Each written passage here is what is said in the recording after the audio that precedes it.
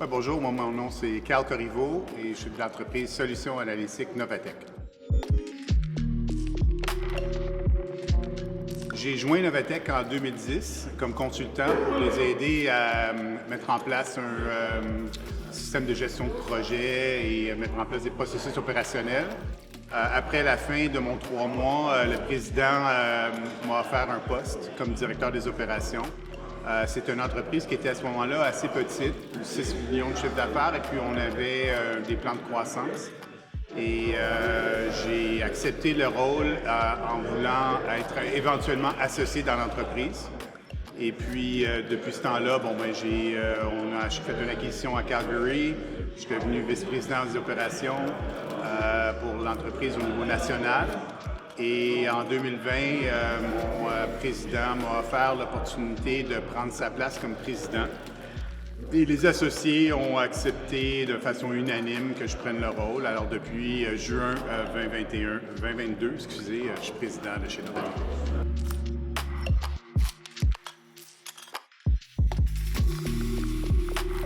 Notre entreprise, c'est une entreprise assez petite. On est 65 employés.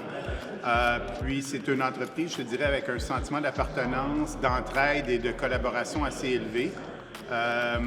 Parce qu'on est dans un domaine qui est assez technique et je te dirais même très niche. Plusieurs de nos employés qui accèdent et travaillent chez nous ont beaucoup à apprendre pour devenir efficaces dans leur travail de tous les jours. Alors, ils travaillent étroitement avec leurs collègues pour finalement apprendre le métier, apprendre les technologies qu'on distribue.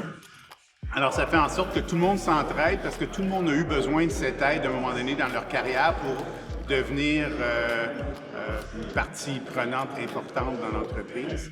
Alors, on a vraiment cette collaboration-là qui est très importante entre nous pour devenir meilleurs et soutenir notre expertise dans le domaine, qui est finalement ce qu'on promouvoit auprès de nos clients.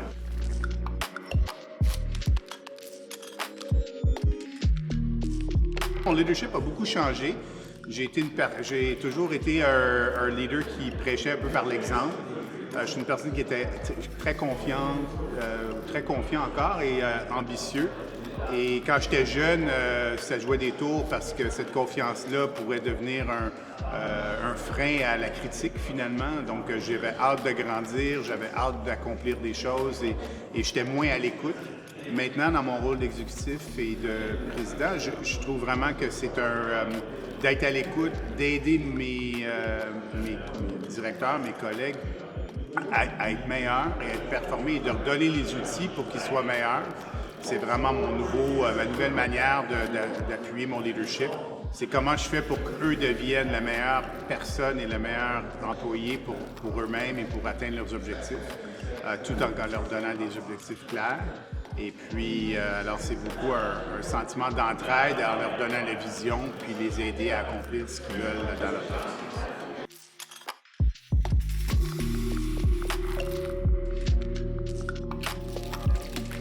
On aime tous penser qu'il y a une recette miracle et j'en doute pas que certaines personnes qui ont eu plus d'opportunités, de chance ou appelez comme vous voulez, où ils ont pu monter plus rapidement. Moi, je pense que ça commence avec une passion. Si on est passionné par qu'est-ce qu'on veut promouvoir, ce qu'on veut vendre, ce qu'on veut faire dans la vie, ça commence par ça. C'est une des premières choses. Et avec la passion, ça nous permet de passer à travers des embûches, différents enjeux qui pourraient potentiellement nous freiner. Et puis, je pense que l'autre partie de la recette qui est très importante, c'est de bien s'entourer, de comprendre ce qui est notre force, de comprendre ce qu'on peut amener à notre passion et aussi savoir qui peut nous aider à accomplir cette passion-là pour devenir un entrepreneur à succès et d'être à l'écoute et de comprendre qu'on ne peut pas savoir tout et qu'il y a des gens autour qui peuvent nous aider pour qu'on devienne une meilleure personne, un meilleur entrepreneur et une meilleure entreprise.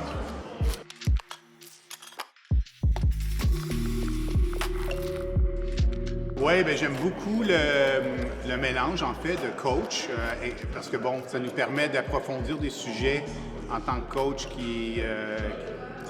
d'amener des enjeux, d'amener des solutions, de tester des choses. Donc, ça nous permet d'avoir une continuité que Tech nous offre.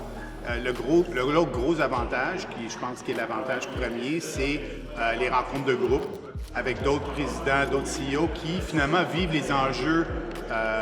mêmes enjeux. On a tous sensiblement les mêmes enjeux. Et quand j'ai accepté le rôle de président, j'en ai parlé avec mon entourage et je me suis fait dire que it's lonely on top. Que finalement, il faut un peu se questionner souvent, puis on n'a pas l'appui ou la tape dans le dos qu'un patron peut te donner parce qu'on est en haut. Alors, prendre des décisions devient difficile.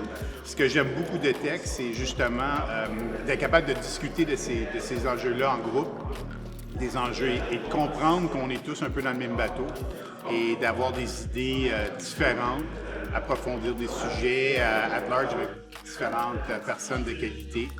C'est un grand avantage que j'apprécie.